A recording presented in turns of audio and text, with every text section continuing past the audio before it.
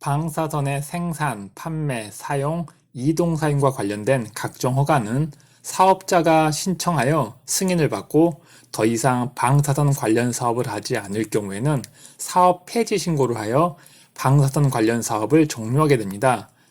방사선 관련 사업의 시작과 종료를 사업자의 의지에 의해 진행한 것과 다르게 원자력 안전위원회에서는 필요에 의해 사업자의 방사선 관련 사업을 강제로 취소시킬 수 있습니다. 법에서는 허가 사용자, 신고 사용자 또는 업무 대행자가 이러한 강제력의 적용 대상입니다.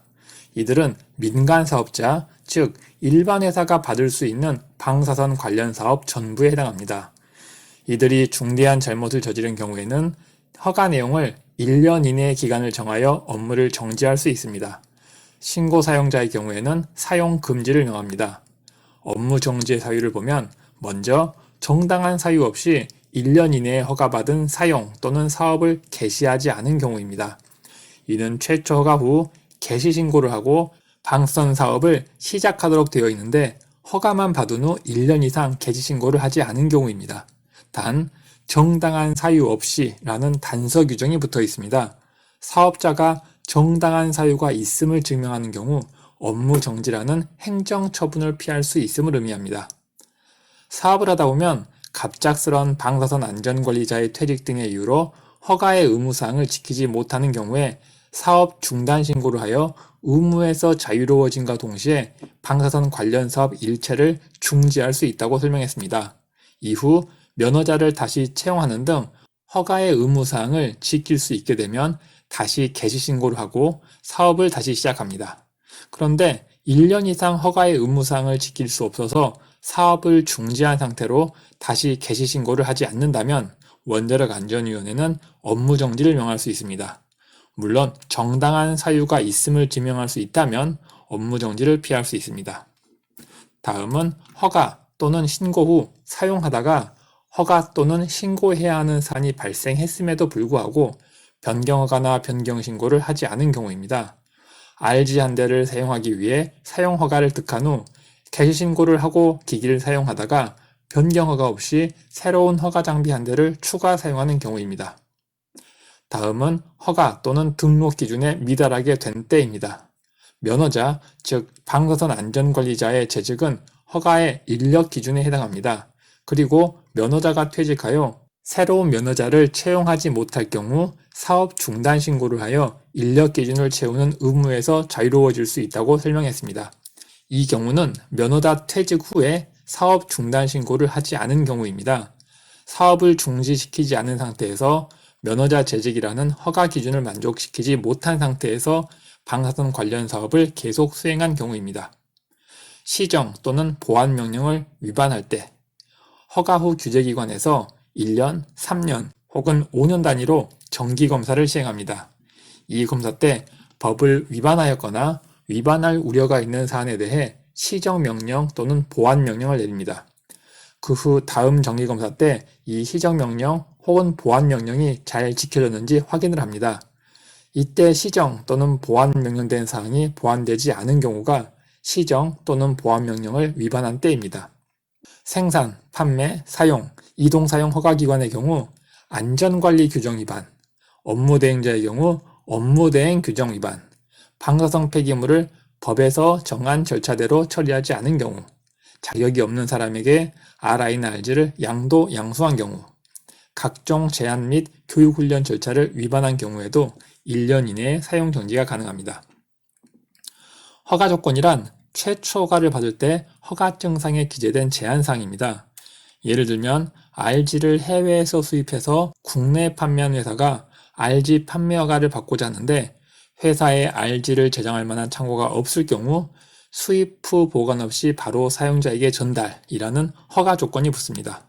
그런데 만약 이 회사가 RG를 수입 후 바로 사용자에게 전달하지 않고 회사나 다른 창고에 보관했다가 사용자에게 전달한다면 이는 허가 조건인 직접 전달을 위반한 것이 됩니다. 이러한 상황이 허가 조건을 위반한 때입니다. 다른 예로 RI를 해외에서 수입해서 판매한 회사라면 회사에서 소유한 창고의 차폐 능력을 평가 후 A 핵종 5GBq까지 저장, 이런 식으로 허가 조건이 붙습니다. 이런 경우 A 핵종을 5GBq 이상 저장하는 상황이 된다면 그게 허가 조건을 위반하는 것입니다. 지금까지 1년 이내의 업무 정지 사유를 설명했습니다. 그런데 업무 정지 사유보다 중대한 잘못을 저지른 경우에는 1년 이상 업무 정지를 시키는 것이 아니라 아예 허가 또는 등록을 취소합니다. 거짓이나 잘못된 서류를 제출하여 허가를 받았거나 대표자가 결격 사유에 해당하는 경우입니다. 단, 지금까지 설명한 업무 정지나 허가 취소를 과징금으로 대신할 수 있습니다. 만약 해당 회사 또는 기관의 업무 정지나 허가 취소가 일반 국민에게 불편을 초래할 수 있다면 공익을 고려하여 행정처분을 대신하는 금전적인 제재로 과징금을 부과하는 것입니다. 방사선 안전관리 규정을 위반한 국립병원에 과징금을 부과하는 것이 좋은 사례입니다. 허가 사용자 및 신고 사용자가 지켜야 할 다양한 기술 기준을 정하고 있습니다. 방사선 안전관리 등의 기술 기준에 관한 규칙에 상세한 내용이 있는데 지금은 시설에 대한 기준과 절차에 대한 기준이 있다 정도만 설명하겠습니다.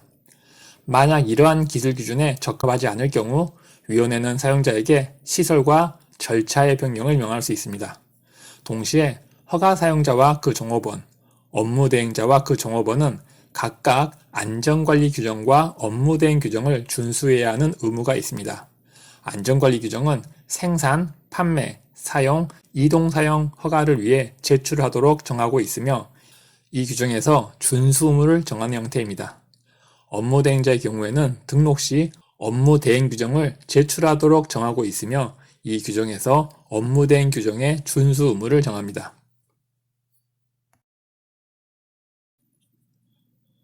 2011년과 2012년 비파괴 검사를 수행하던 작업자가 과피폭으로 사망하는 사건이 일어났습니다. 이 사건으로 비파괴 검사를 의뢰하는 회사, 즉 비파괴 회사 입장에서는 갑의 위치에 있는 발주자에게 의뢰 위치에 있는 비파괴 검사의 작업자를 보호하도록 안전조치 의무를 부여했습니다. 일반적인 비파괴 검사는 비파괴 검사의 작업자가 발주자의 회사에 와서 검사를 수행합니다. 따라서 비파괴 회사 입장에서는 발주자의 회사에 차폐가 가능한 검사 전용 건물을 세울 수가 없습니다. 그래서 검사 전용 건물을 세우는 의무가 발주자에게 주어진 것입니다. 법에서는 발주자는 발주자의 사업소에서 종사자가 과도한 방사선에 노출되지 아니하도록 안전한 작업 환경을 제공하도록 되어 있고 구체적인 조치는 다음과 같습니다. 차폐가 충분한 사용시설이나 차폐체, 그리고 안전거리를 유지할 수 있는 작업 환경, 즉 검사 전용 건물을 제공할 것. 비파괴 검사에 대한 계약 내용이 검사 직원에 대한 과도한 피폭을 이야기하지 않도록 할 것, 즉 계약할 때 원자력 안전법을 지킬 수 있도록 할 것. 작업장에 있는 모든 사람들에게 방사선 투하 검사가 진행됨을 알려줄 것. 2개 이상의 회사가 동시에 방사선 투하 검사를 하는 경우 동시 작업에 의해 서로 작업자들이 피폭되는 상황을 최소화할 것입니다.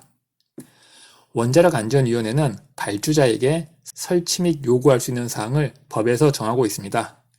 방사선 장애 방지 조치에 적합한 전용 작업장, 방사선 방호를 위한 차폐시설 또는 차폐물, 발주자가 안전한 작업 환경을 제공하기 위한 조치를 다시 한번 상세하게 정하고 있고 위반 시 1년 이하의 징역 또는 1천만 원 이하의 벌금에 처할 수 있습니다.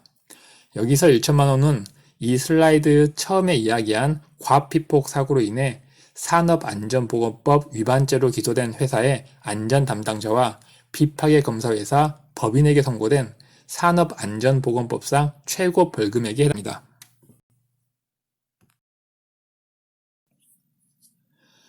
이처럼 위원회가 발주자에게 설치 또는 보안을 명했음에도 불구하고 발주자가 이행하지 않는 경우에는 작업 중지를 명할 수 있습니다. 이렇게 작업 중지를 명하는 경우에는 발주자에게 작업을 중지하는 장소와 일시, 설치 또는 보완되어야 하는 설비와 사유를 통보해야 합니다. 이렇게 작업 중지를 명했음에도 불구하고 명령을 위반한 경우에는 안전조치 의무 불이행에 작업 중지 명령 불이행이 더해져서 엄격한 벌칙인 3년 이하의 징역 또는 3천만 원 이하의 벌금에 처해집니다.